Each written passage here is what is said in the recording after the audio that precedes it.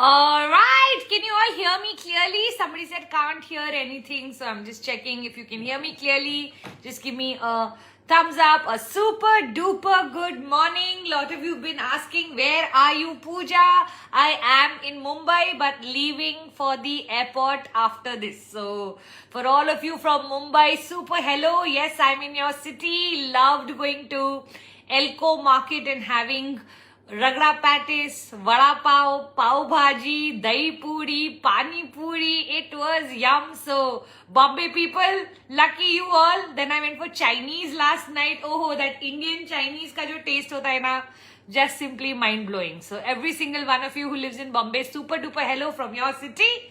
But if you are going to message me, please can we meet? I'm leaving for the airport right after. I've only stayed back to do the Insta live and then run to the airport. Okay, so love you all so much.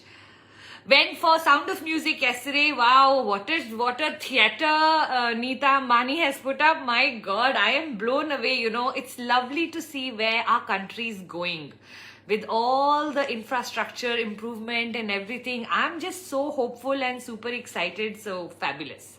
Hi Kinu Didi. Oh my God, you're logging in from New York. What's the time in New York right now? How nice. Please give my love to Vedya. It is so nice to see you here. Hi Jolly Jalpa. Hi Vinita Sharma. Shrabani Dalal. Hello. Awesome. What brought me to Mumbai was a meeting. I feel very important when I have to travel for meetings. I just love it. 12:30 at night. Wow. I had such a long day yesterday. My God. I landed. Then I went for the meeting. Then I went to surprise my friend whose birthday it was. And she was in Mumbai. Then I went to the NMACC show. And then I went for the Chinese. I checked into my hotel at 12:30 in the night. So it was pretty crazy day. As you can see on my face today. I don't know if you can or cannot. But I've just carried one outfit change, so literally I had nothing here. I've carried 3 pieces of makeup and lipstick ka blush on laga ke, so I have just come. So I'm not bothered. I'm just having fun today. Yeah. All right. Let's get into questions. Let's see what questions are coming up. Let me go right to the. Oh.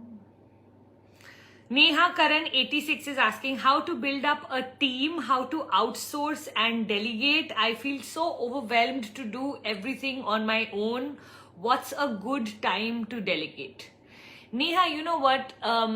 In my mindset, I always believe this, that delegation takes double the effort, but then you are creating a pipeline instead of a well. So for me, delegation basically is every day I can go to the well and fetch water, or I can start to create a pipeline where someday the water will come to my house. What do I mean when I say this? That if I keep on training someone, and I have a very clear strategy on how I train, first I hire someone who I know can do the work. So check for competency. How do you check for competency? There are always what we call the green flags or the yellow flags. The things that they are saying when you are interviewing them, when you are checking on who should be doing this for me, make sure that you are able to find yourself compatible, or at least you should be able to like the person. Once you like the person and that is established, then I love giving the horse and zebra example. Horse is a animal you can train. Zebra is an animal that cannot be trained. It's not good or bad. It is just that some people know how to follow orders. Some people don't know how to follow orders. And what I like to do is the 3-part system, which is first, I will show you how to do it. Second, you will show me how to do it while I stand there. And third, you will do it without me and I will come and check. So if somebody doesn't get it right in those 3 steps, I keep my patience and I keep explaining. A lot of times how we delegate is kar dena. And then जब उससे नहीं होता, we shout. उस tray में नहीं, उस tray में बोला था, कितनी बारी बोला है चाय को इस कप में डालना है, जैसे करना है, and we tend to go crazy just by explaining it once. I wish people could understand things in one time. So at least have a 3-step process of once showing it, second making them do, third making them do without you, and coming and reinforcing whether they did the right job or what they need to change. And if after that also someone can't do it, please tell yourself that that's a zebra. They are going to spoil my personality. Let them go. And if you found a horse, encourage them, become their biggest cheerleaders, so that now onwards they can do the work instead of you. And I always say, if you can do it at 100% and someone is helping you do it at a 70% or an 80%, that is perfect. Don't expect others to do it at 100%. Just adjust with 80%. All that you do at 100%. All that they do, allow 80%, because you know what? 80% also means that you get your time back. So the price that you pay for your time is that you're okay with someone doing this 80%. I feel like a lot of us want it done either perfectly or we will do it only ourselves. So start to see how you can use whatever I've spoken to, how to start to delegate. I don't know if there's a right time to delegate. I'm not sure about that, but you know what? I like to do things myself first, understand the nuances and then train. So if you had to ask me if there's a right time to delegate, I would say you yourself can decide that, okay, for the first month, I'll do this and then I'm going to ask this person to do it. Or I'm going to let them observe me for this month and then I'll train them. So see how you can do that, yeah? All right. 70 plus widower. I'm always worried about my dad who's living in a very controlled environment. I'm married and I live in a house far from his. I speak to him every day over the phone. He never complains, but I know he's not happy. So, I do believe that, you know what, with aging parents and children having their own lives, there is a part in the parents' life that comes where they become dependent back on the children, and the child's value system will decide how happily they will keep our parents. And unfortunately for daughters, they don't get a chance to keep their parents who they would love to keep, and sons have started to make this into a responsibility. And I don't mean to generalize, but overall in the world that is starting to happen, that daughters want to do a lot more. Their hands are not so free. Sons want to do a little lesser. They don't know who to go to help for. So I do believe that going into the future, may not be able to do much for our parents. We do to the maximum that we can, but we must start to make sure that we are planning for our old age. I think a lot of people are getting way too dependent on the children. With our age becoming longer and longer, I feel like that's going to be one problem. You know, people are saying longevity by 2050 will be till 150 years. And I'm wondering, how is that going to be a good thing? You know, I'm concerned for the world living till 150, and then what happens to the future generation? Should the child of the parent and the parent of another new child should focus on his aging parents or focus on the future of his children? Where should his focus be? So I think these are great, interesting conversations that we have to have. I don't have a solution apart from the fact that, you know what, speaking to him daily itself will be a lovely cheer up. Whenever you can, take him somewhere, you know, go over once a month or whatever you're able to do. But my suggestion would be, get out of the guilt. Because as daughters, when we start to get guilty, we actually reduce our own happiness in life also. And then what happens? These are all crucial years that are going to pass by. Everyone is doing the best, and sometimes when we adopt other people's sufferings, we can actually start to make people who don't deserve that suffering also suffer. Like, why should your husband not get a happy wife? Why should your children not get a happy mother? So you need to start to compartmentalize and say, you know what, if I'm doing my best, then the rest I'm going to leave to God. Whatever I can do, I will do. And then beyond that, if I can't do, I am not going to keep on, paining myself over it. Especially if the other person is also understanding that there isn't much that can be done. But what is the lesson for all of us here? That if you don't want to live an unhappy life after the age of 70, make sure that you have a plan for yourself. You know, who are you going to be dependent on to go to the doctors? Who are you going to be dependent on to manage and help you in and around the house? Can you afford help? Can you afford company? Can you create friendships where you nurture?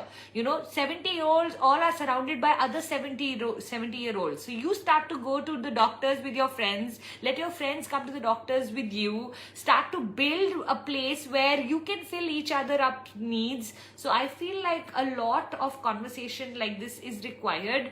My suggestion would be, don't spoil your relationship with your sibling either. Whatever they are doing, also they are trying to do their best. It may not be good enough for you if according to your standards, but maybe with all that is going on in their life, maybe this is the best. So I feel like this conversation doesn't have an answer. It only has who will compromise to what extent.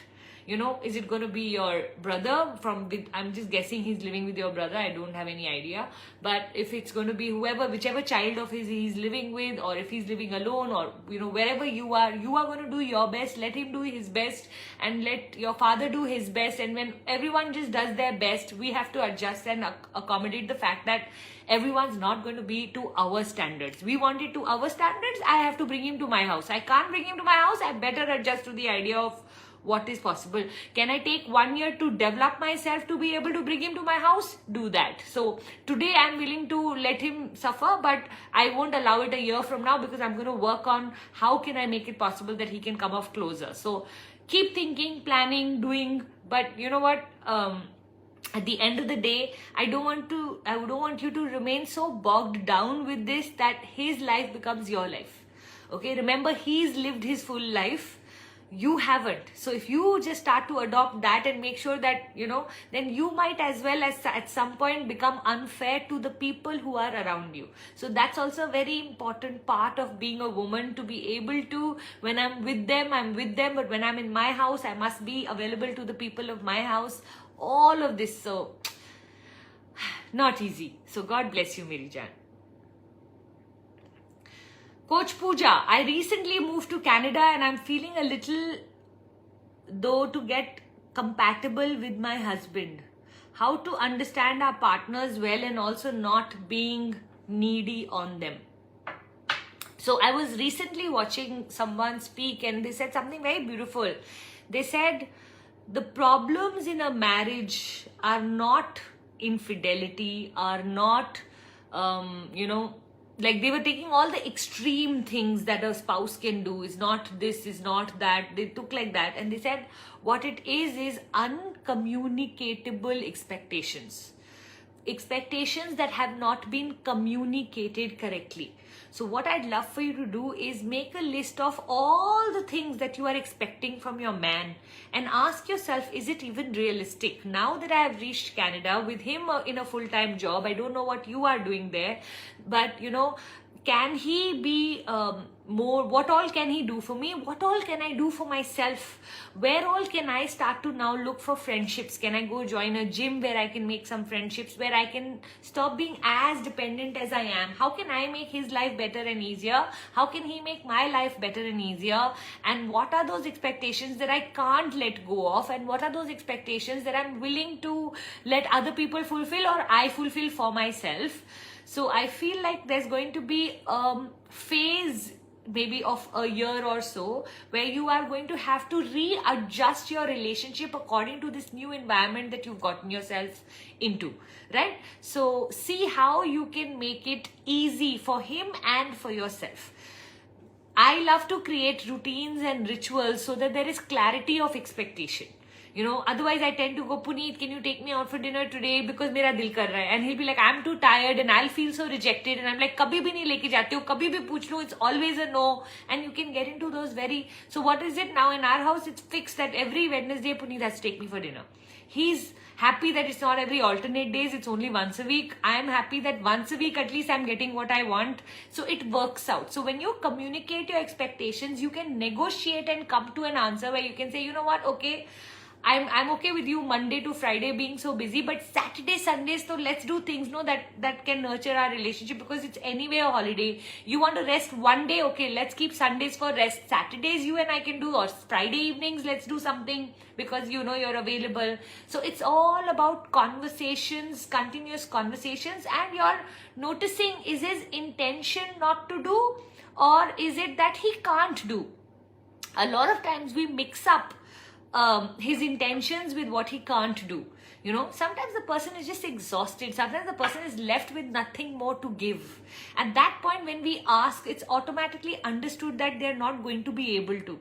So you have to also now become a little more the kind of person. Of course, I have no idea about your situation. So everything that I'm saying from an imaginary point of view. You see what. If you are an extremely reasonable woman and this man is extremely not reasonable, and no matter what you ask, it's always a no, then you know you're in trouble. So if you're asking me a question like that I'm not able to find compatibility, my way of finding compatibility with Puneet is normally making a list of everything that interests him and get interested in what interests him, because then he shows interest in me. Okay, so if I discuss golf, I know his eyes light up. So you know what, I can start the topic with that and then move it to something that I'm interested in. But if I start with things that he has no interest in, then he switches off. So you have to start to look for ways on how you can build compatibility. Is there something both of you enjoy? Like sometimes Puneet and I like playing rummy in the evening. Sometimes we both like to watch that shows, some Netflix shows that we both enjoy. We tend to say, okay, now you don't watch this on your own, I won't watch this on our own. Every Friday we'll watch it together, you know. So things like that, if you can come up with what is it that you both like to do, then compatibility starts to, you know, the biggest problem in this world is that we have looked at every relationship just as the highest form of a relationship is romance. And so when we don't experience romance, we sometimes start to believe that there is no compatibility because we're not feeling that love that we are expecting. When that starts to happen, my suggestion is move to starting to do things for one another where care becomes the prominent portion rather than romance. You know, so moving to care actually helps build and nurture a relationship. Sometimes when we are looking for romance, we get even more dissatisfied rather than satisfied because we have such a, you know, image of what we want from the man, and that expectation is not getting fulfilled in this world right now. I feel like a lot of us women are sitting with an emptiness where we are not feeling loved to the extent that we would like to. Then what do we do with all of that emotion? You know, how do we go forward? So for me, it is always about turning it into care. How can he show care if I can clearly communicate what I want, and how can I show care so that he feels my love? It's always in the details. How you greet him when he comes back from office, how you say good morning to someone. We think romance is flowers and cards and this thing, but sometimes actually after a while of, I believe there's a pre-marriage romance and an after-marriage care that we can start to develop. And in that after-marriage care, if you can make a list of what are all those touch points, like we do in our business sometimes, what are all those touch points where you can show up in an energy that is, you know, lately I've been noticing that I have become a little naggy. Things had been happening where Puneet's doing his own thing and he's very busy. I've been doing my own thing and I've been very busy. And I can see that when I'm connecting, I'm like, talking about the things that are not happening between us because both of us are busy. And I could feel that I had started to nag. And then I made a very conscious choice about a week ago where I said, you know what, Puja, I ban you to speak about anything you don't want. You can only speak about what you do want. So you cannot say you didn't take me out for dinner last Wednesday. Look how busy we both have become. But you can say that, you know what, we didn't go last Wednesday. So what, can we do it Monday now? Because, you know, otherwise 2 weeks will go by before we get our dinner. So, you know, so how you put it, how you say it makes all the difference. So I think I should have a course someday on just what you want to say, what's going on in your thought level, what's going on in your feelings level, and what should be coming out of your mouth. These three filters, if we can guard and connect to at a level where we should start to speak really about what we want rather than what is not working. So see if any of this helps you, Meri Jaan. It's never easy moving to a new country, especially for the woman. If she's, you feel so lost in the beginning and you're so dependent for everything on that man, and that man is so busy sometimes that what you're feeling is absolutely normal and natural. Trust me, no matter what, in 6 months you will be in a better place, Meri Jaan. Kirti Khaira, if you feel something is wrong and if you start seeing positive in them or being grateful for them, then is it okay to accept that way? But I feel like I have to correct them, otherwise they won't know any better. Nice question, Kirti. Absolutely, you have to correct. How can you allow wrong to continue? The only part I'd like you to question is this their personality? Do I need to accept or do I need to confront? And that wisdom you have to develop on what you need to accept and what you need to, like a lot of us are just going about the world thinking that we need to fix people. Okay? Sometimes I think we need to take a step back and ask ourselves, really, is that true? Would I want every relationship of mine to start to only focus on my flaws because they can see that I'm doing something wrong? I'm an adult. I can choose to do whatever I like. If it impacts you, talk to me about it. If it doesn't impact you, please let it go. So Kirti, every place, don't look at if someone is doing wrong, you need to fix it. Okay? Yes, you can always give your opinion without having the attachment of them having to do it. And again, look at which is battle worthy, which is opinion worthy. There are two different levels of conversation. So let's say Puneet goes for golf early in the morning, and every morning my sleep gets disturbed in the process. So for the longest time, one of the things I used to say is that, can't you put your clothes outside? Can't you do this or can't you do that? Now that was having a direct impact on me. So I was trying to look for a solution because it's directly impacting me, correct? But sometimes we're getting irritated by how the other person is eating. The way you are eating, or you always leave the towel down, or you always do that, and we are criticizing someone's the way they are. I feel like we have to be careful about not becoming critical as a person, but if it is impacting you, then you need to bring it up. And again, you have to choose how much is it impacting you. Is it impacting you to a level where it needs to be a confrontation, or is it just impacting you at a level where you can mention it and leave it? So at all points, especially once you become coach, you have to become so hyper aware in your life that you don't go around over preaching, because you can preach anybody, because people are, one, willing to listen, and secondly, you have an opinion on everything because you are working in this field, right? So I do always tell my coaches that one of the things I want you to do is remove your coach hat when you enter your family door. And then be with the family as a wife, mother, daughter, daughter-in-law. Do not try to be a coach there and try to fix their lives, because that's very dangerous. The more loving and accepting we are of people, the more they are willing to change for us. The more critical and judgmental we are of people, the more defensive and disconnected they get to us. So now that you know that, see how you can use it to, make sure that you can maneuver them in your direction. Having said that, you shouldn't have to feel the need that, oh my God, I can see a wrong happening. Should I not fix it? Let them know the wrong, but then allow them to do whatever they like.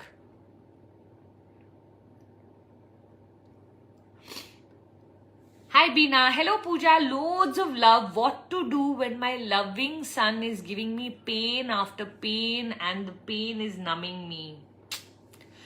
Of all the pains that we as people go through, I feel like the one that you receive from your child is one of the hardest, because we are ultra forgiving, and that keeps leading to the child pushing his buttons even more.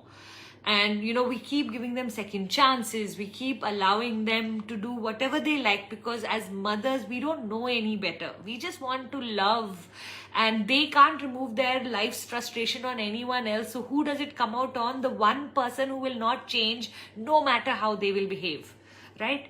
I feel like somewhere as mothers, we are doing a disservice to our children by giving them a platform where we will accept any rubbish, any junk of theirs. At some point, we have to stand up and say, while beta, I love you, your behavior is not acceptable. And you know what? One pain is okay, second pain is okay, but from the third pain onwards, now you are not doing him a service. You are training him in that it's okay to treat you like this. Because he can only see your pain, but there are no consequences. So my suggestion is start setting consequences. Whether it is that he can't call you mom for some time, or it is that he's not going to be allowed his video games, or it is that he can't order food from outside, or no TV and iPad, depending on what age they are, or no money will be supplied to them. You know, there is a limit after which a parent's respect is in their hands. Okay, remember, you are the grown-up in this relationship. So, you know, I think parents, especially these days, are living in so much fear that what if the child goes wrong? What if they commit suicide? What if they, you know, and we've started to work on what our relationship with our parents used to be, that where parents could do anything and the child couldn't do anything. Now it's become the child can do anything and the parents can't do anything. I think that was also wrong because it was too authoritative, and this is also wrong where it has only become about, you know, I shouldn't in any way disrupt my child. So I think the conversation has got to be around a barter. You need to sit down and ask him of what are his expectations of you, what are your expectations of him, and start to have better communication. And every time he breaks a barter, you need to ask him, you know, what is going to be the consequences, and then set those consequences. I remember I was asking my son for a resume for 3 weeks in a row, and he was just not sending it for whatever reason. And then eventually I just had to say, look, sweetheart, you are not going to receive your next month's money till the time your resume is not in my hand. And while I don't want to do that, you're forcing me to, because it seems like you're not taking what I'm saying, you're not giving it the importance it deserves, darling. All of this is not for me, it is for you. So you're going to have to start to live your life. And if you don't, let me allow you to go down the downward spiral, so that at whichever point you realize your life is falling, you will wake up to go back. It's not my responsibility to make your life work. It is your responsibility to make your life work.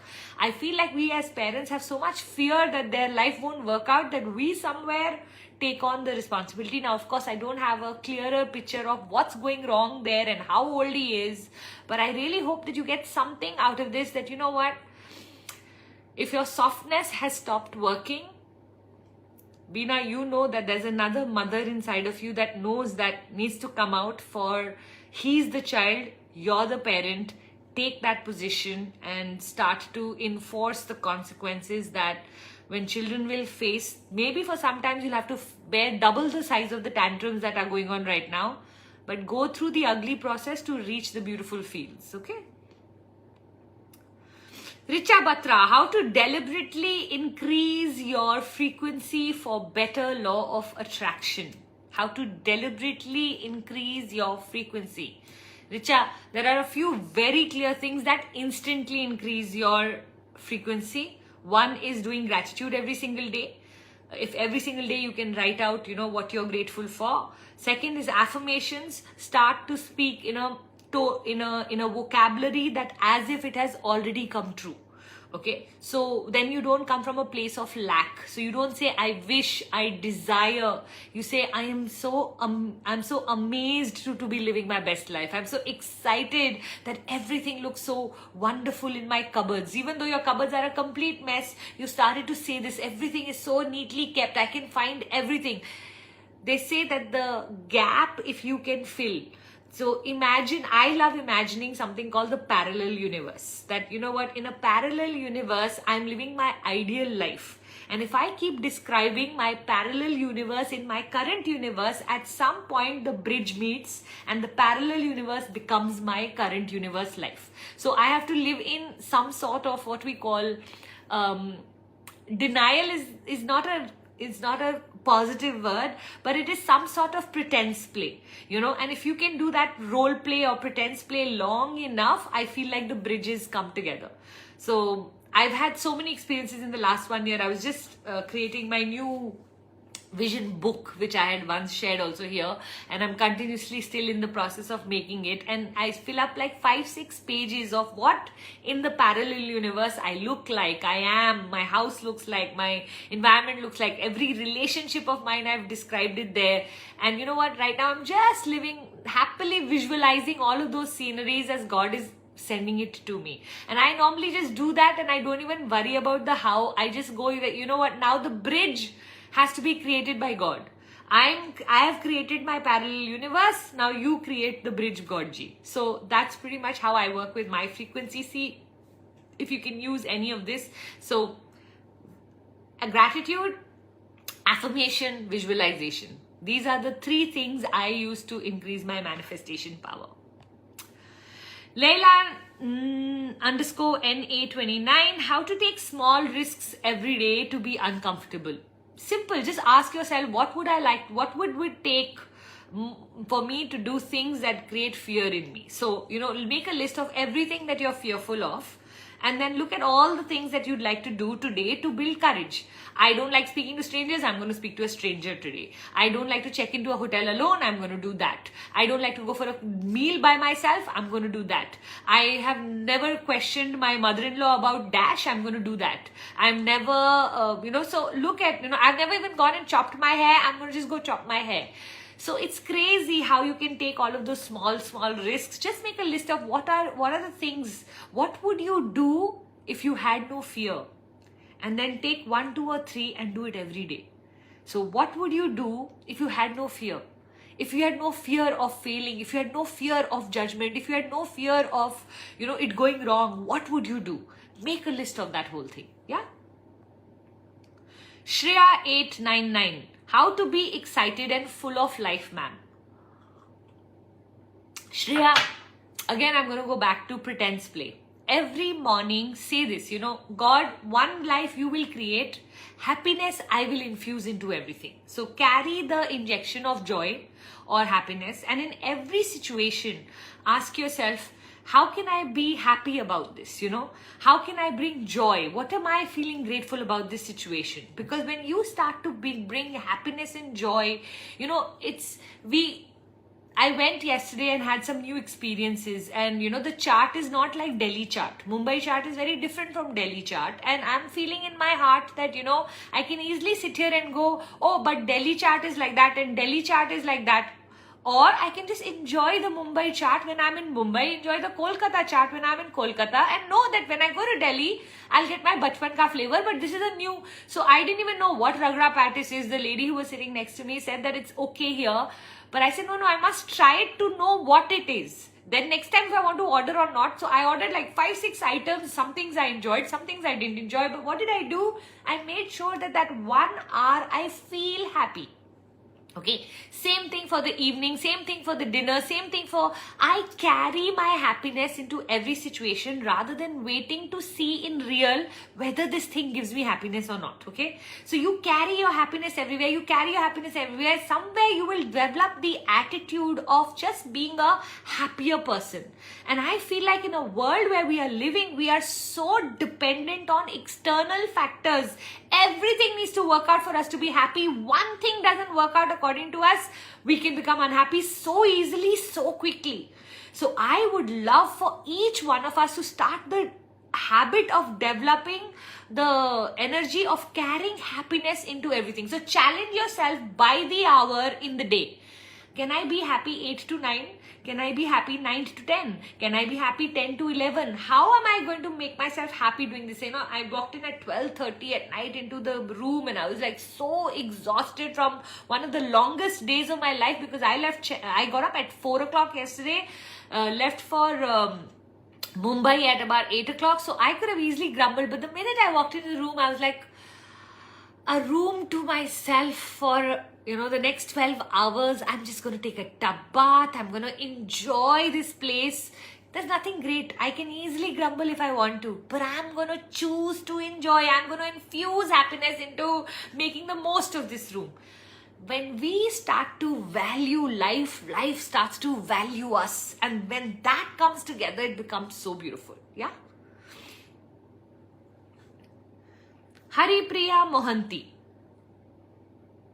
Try to calm all the time with this smile, but sometimes I'm forgetting when environment is forcing you to speak loudly about your dissatisfactions. How to check this? Although I realized immediately, making myself soft. So Haripriya, we are human beings first, and while we are intelligent enough to want to go on a journey of self-evolved maturity, I think giving ourselves permission to be human is as important as checking ourselves when we are not being our most evolved self. So I allow myself a time when if I'm feeling like something is something where there is a dissatisfaction, or I'm upset about something, or I'm angry about something, I would like to converse about it. And the faster I can check myself, that's great. So let's say I go into a conversation and somebody says something where I can start to feel an energy rising inside of me that I know is going to boil and come out. Maybe 2-3 sentences will come out which don't sound right. Okay, maybe I'll land up speaking in a tonality that don't sound right. But very quickly now, because of the way my tribe is, I know we catch ourselves by the 3rd, 4th sentence कि ये ठीक नहीं जा रहा. This is not going to give me the result I want. Rather, later on, I'm only going to be apologizing or regretting for having this conversation. So what you do is you switch. So I think keeping that switch on in your mind is your intelligence. So you speak loudly for dissatisfaction. The second you check it, I also want you to be very, very proud. For some of us, we are expecting that we shouldn't have that side. That side serves us. If ever you are in danger, if ever you are in a place where you need to raise your voice, you should be capable of doing that. You don't want to do it all the time, but you want to be capable of doing it. So every now and then, if you land up doing it for 2-3 sentences, can you please, my sweetheart Haripriya, give yourself that permission? You know, I have stopped checking myself around my behavior too much because I feel like I don't want it so orchestrated that I stop being authentic, real and vulnerable. I need to keep that side also on all the time. It cannot be my intelligence operating my emotions. Sometimes my emotions will show. And you know what?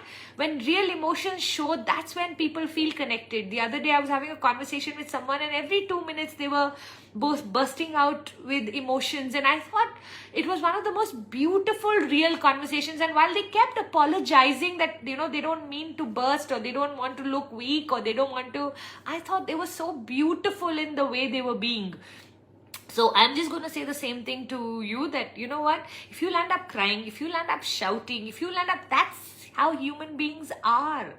Okay, that's how we know how to express ourselves. And if you keep too much of it inside, it'll turn into a disease is what I think in my head. So I say, you know what, these small bursts are like pressure cooker ki seeti. So agar pressure cooker ki seeti every now and then removes the pressure, the cooker then gets enough time to build new pressure. If we totally block it, one day the pressure cooker will explode and you don't want to. And you see some people for years they won't say anything and then they'll cut their relationships with everyone. Why? Because they didn't allow the cooker ki seeti to, you know, do its job. So next time when you get angry, just say I'm human. Okay, and allow yourself all of the human behaviors. The days you are proud, pat yourself on the back. The days you're not, it's a great reminder we have still so much work to do. We are all work in progress, aren't we? So let's just stick to that idea, no, that we are all work in progress. When I fail, I have stopped hammering myself or criticizing myself or being extremely mean to myself. One of the things I'm developing very consciously in my personality is kindness for my own self. Because while I can be so kind to others, I see myself so upset with myself when I'm not able to manage my own emotions. But you know what? I must give myself 24 hours. The other day, someone had misbehaved with me in a party and I was upset about it and I wanted to get over it in seconds. And I realized I can't get over it in seconds. It's going to take me a day. And then I told myself, Puja, what are you thinking? You're some superhuman or goddess, or what are you thinking? Give yourself that day, no? Allow for your pain and your hurt to be released in the pressure cooker ki seeti. And then I told myself, you know what, if it takes me a week to get over it, I will take a week to get over it. So what? Apne saath hi बैठी हूँ ना, उसको तो कुछ नहीं बोल रही. So Priya, I really hope somewhere in this you find your answer, मेरी जान, because I think some of us are becoming too harsh on ourselves because we want to be this evolved Dalai Lama kind of a person. It's a journey. You're on it. You will reach there. But on the way, don't beat yourself up in the process. Yeah? Okay, I'm going to go right to the bottom. I see so many questions. Wow. You guys are so awesome. For all of you who are asking for book of the week, currently I am so busy building my business that all of my books have turned into business books, especially community building books, which I'm reading. So I'm going to turn everything into book of the month. My suggestion is let's do book of the month, and let's do one, let's say the first Wednesday of every month, I'll launch the book of the month. And then on the last Wednesday or through the week, let me discuss the biggest 3 learnings of the book, rather than, let's go deeper rather than horizontal in the book. So this week I don't have a book of the week. I'm sitting in Mumbai without any book. The only book I have is a gratitude book in my purse right now, in which I've been writing my gratitude. So didn't carry a book, so no book of the week, but I'm going to start to make it a book of a month. I'd like for all of you to buy. I've been giving you a book of the week. I don't even know how many of you are really reading it, how many of you are really using the book of the week. So let's move it to book of the month and let's go deeper. Okay, do you like the idea? Tell me in the chat box if you like the idea. Yeah.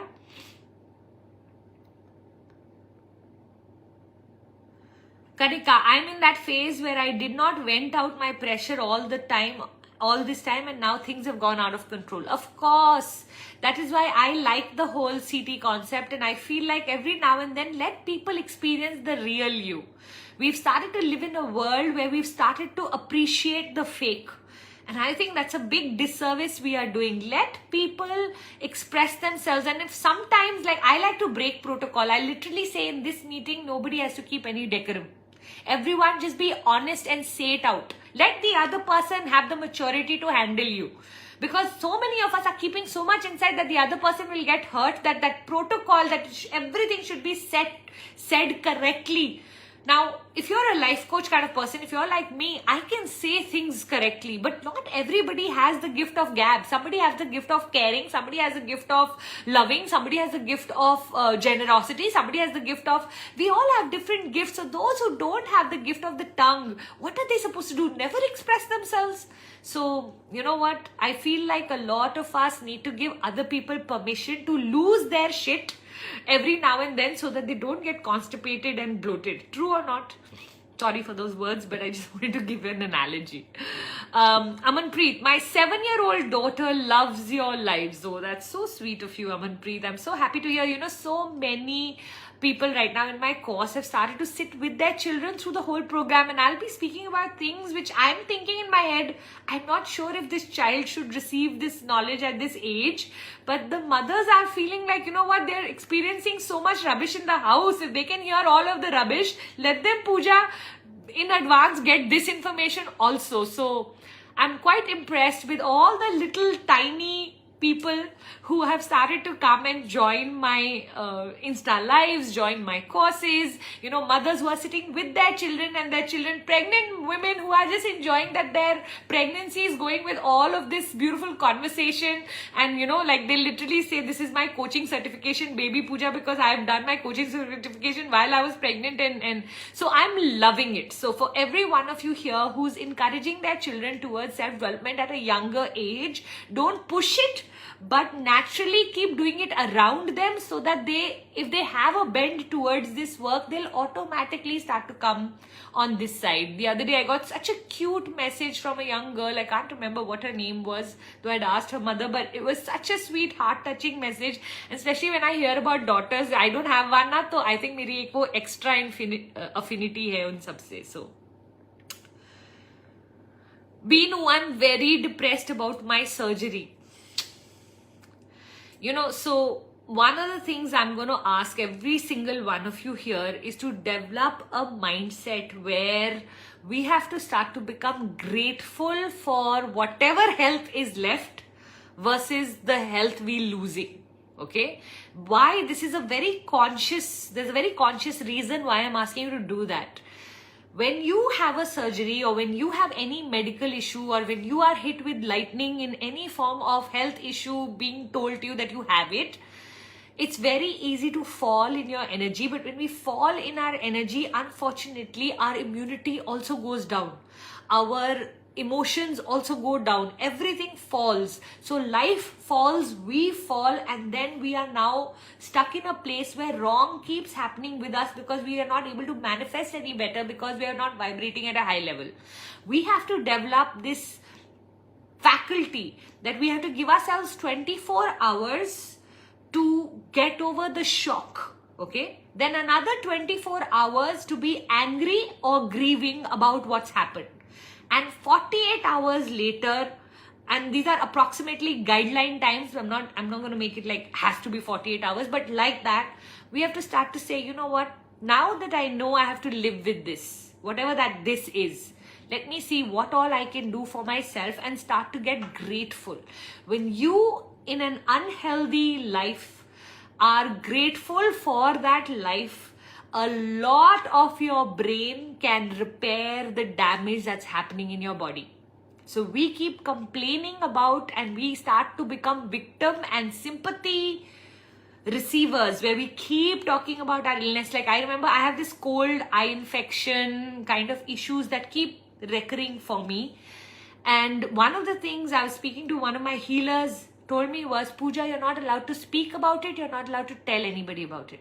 I don't want you to start to live your life every day focused on that, because it's going to grow otherwise. So you need to start to behave like I can manage it. I can, like the other day, my mom had come over and she could see me rubbing my eyes morning to evening because of some allergy that I was going through. And she's like, Puja, you are suffering. I said, I know.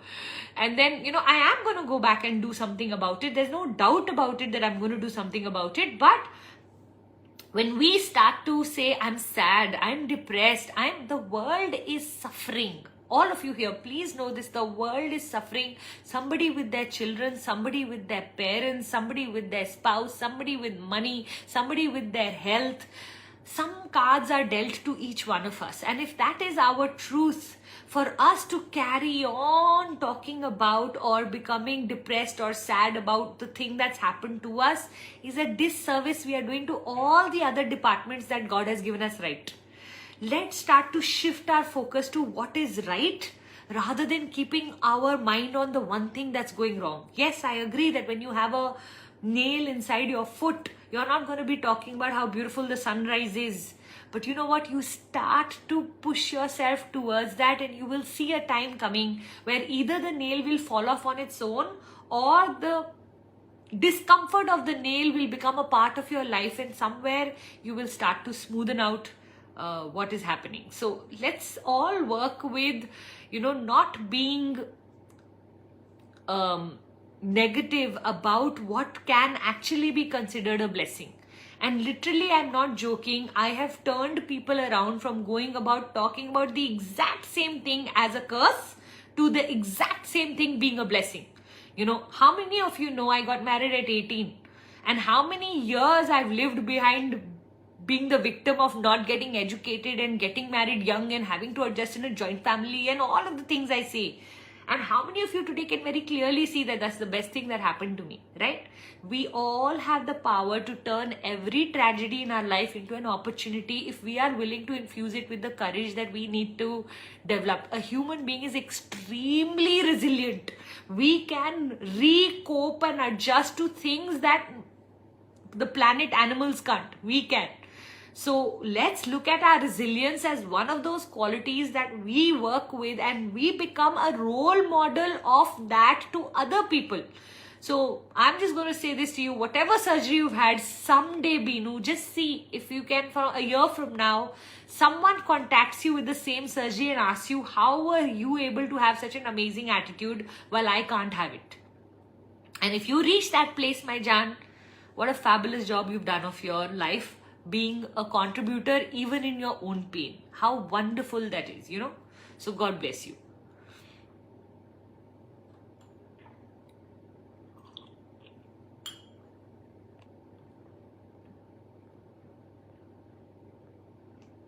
Oh, so sweet. Mumbaikars need a chance to meet you. Definitely. Normally I just come in the morning and leave in the evening. Yesterday I only stayed because it was my best friend's birthday. But I'm going to create a meet and greet for my Mumbaikars, especially now that I know I'm coming every 2 weeks. one of the weeks I'm going to keep a meet and greet. I'll announce it at least a month in advance, and I'll find a nice venue to be able to do it.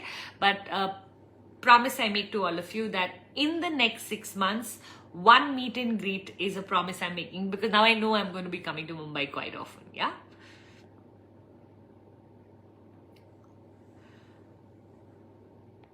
Try misal pav when in Maharashtra. I know somebody had mentioned that. I've totally missed it and skipped it. I'm definitely going to try misal pav.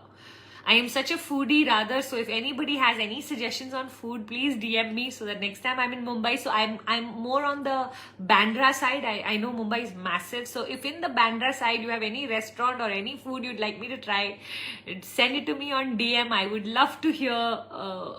I would love to come back and tell all the people who I'm going out with, you know, मेरे को ये try करना है, मेरे को वो try करना है. I'm such a foodie, so I'd love that.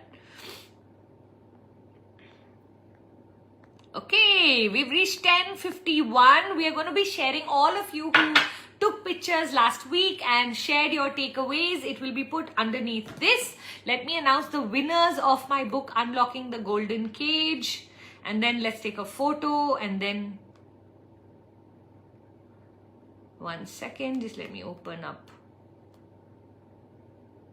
All right.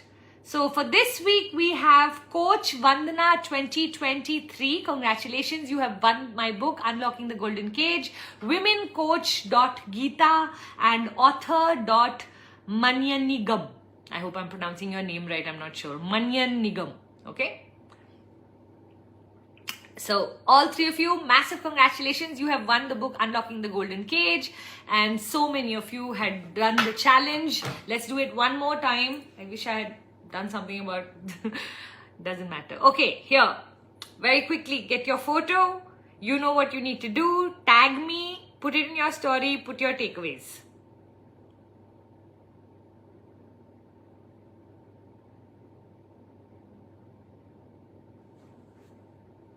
Coffee?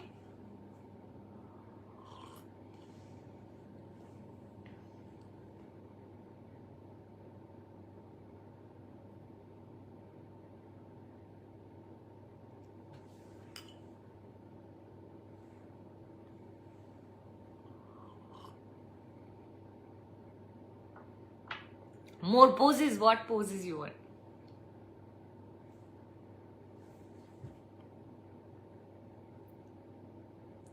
हो गया?